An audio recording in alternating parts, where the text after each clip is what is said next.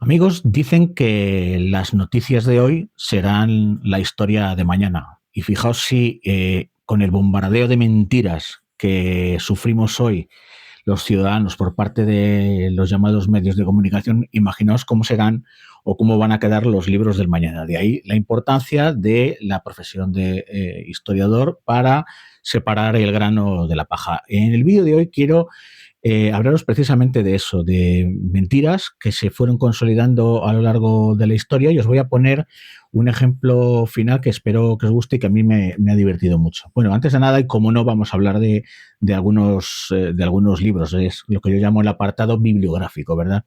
Y entonces, buscando sobre mentiras de la historia, he encontrado en mi biblioteca varios títulos que tengo, que algunos ni recordaba que los tenía, ¿verdad? Por ejemplo, tengo este libro que se titula Históricamente incorrecto, para acabar con el pasado único, ¿verdad? Es de un autor francés. Históricamente incorrecto para acabar con el pasado único. Es un libro, bueno, bastante académico. En fin, si alguien busca divulgación, por ejemplo, le puede gustar más este otro, ¿no? Viaje por las mentiras de la historia universal, de Santiago Tarín. Este es de un autor español y que se centra sobre todo en las mentiras que se han transmitido, las mentiras históricas que se han transmitido a través de esa industria cinematográfica, la industria cinematográfica de hollywoodiense, ¿no? Veis aquí aparece Nerón, ¿verdad? En la famosa escena de Quo Vadis, cuando Roma está ardiendo y él mientras está tocando la lira, lo cual no fue cierto. Tengo otro título aquí muy interesante de un autor alemán que se titula Las 50 grandes mentiras de la historia, ¿verdad? Y aquí, bueno, aquí también habla de las conspiraciones, de si el hombre pisó la luna o no pisó la luna, ¿veis? La bota de un astronauta en la portada, y también está por ahí, está nuestro amigo Blas Chepes, ¿no? Blas el Empalador, el príncipe rumano de Valaquia. Y finalmente tengo otro libro, este sí que es bastante, esto es un clásico a todas luces de una profesora francesa, que se titula Para acabar con la Edad Media, y en el que reivindica una Edad Media totalmente diferente a la que nos han contado. Porque probablemente esta época, a lo que llamamos Medium Aebum o Edad Media, que además dura 1000 años, está plagada por parte de la historiografía, ha sido plagada de lugares comunes y de hechos totalmente inciertos. Pero para seguir con el ejemplo y con el ejemplo práctico que os quiero poner, he estado leyendo a la profesora Mary Beard, que es creo que le dieron el premio que suele dar la corona española, príncipe de Asturias, princesa de Asturias. Es una estudiosa de la antigua Roma y tiene un libro que ha hecho bastante fortuna, se llama SPQR, que son la abreviatura de Senatus Populusque Romanus, el Senado y el pueblo romano, que era el emblema de la antigua Roma, ¿no?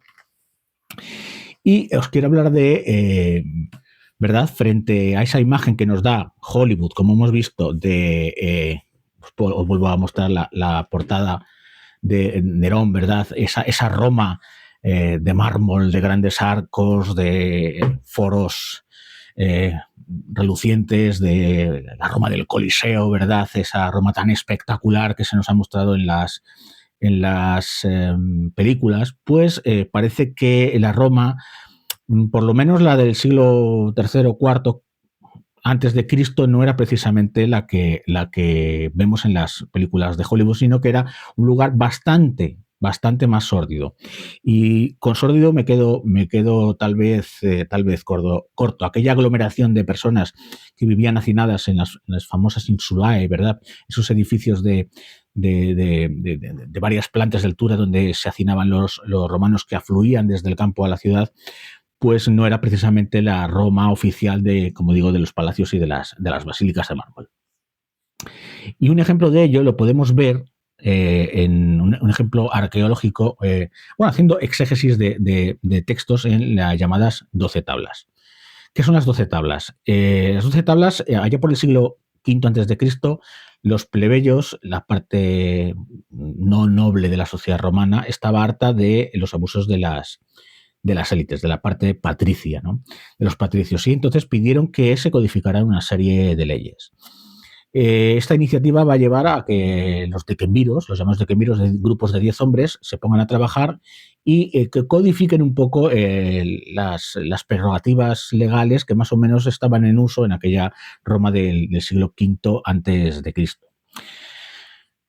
Parece que en un primer momento, bueno, primero se codificaron en 10 tablas, pero parece que hubo un conflicto llamado conflicto de órdenes, pero en fin, esto da para otro vídeo, y finalmente se formó otro grupo de 10 hombres, se siguieron codificando estas protoleyes y que finalmente pues, se completaron en 12 tablas. Estas fueron primero marcadas, ¿verdad?, como Moisés con sus tablas cuando baja del monte Sinaí, ¿verdad?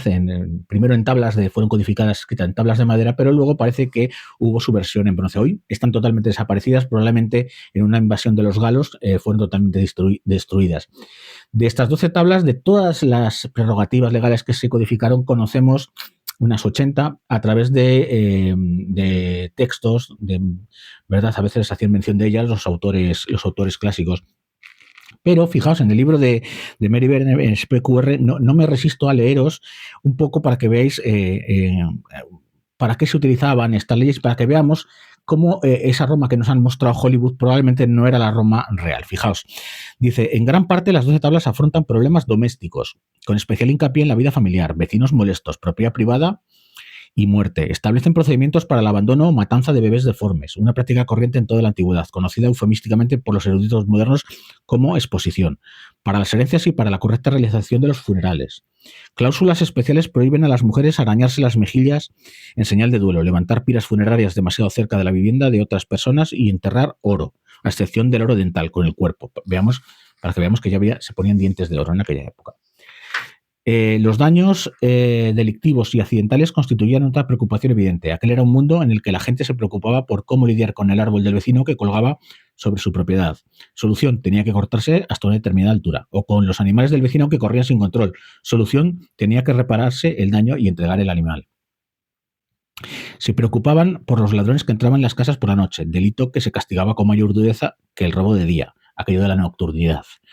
Por los vándalos que destruían las cosechas o por armas incontroladas que accidentalmente herían a un inocente. No obstante, en caso de que todo esto resulte demasiado familiar, era también un mundo en el que la gente se preocupaba por la magia.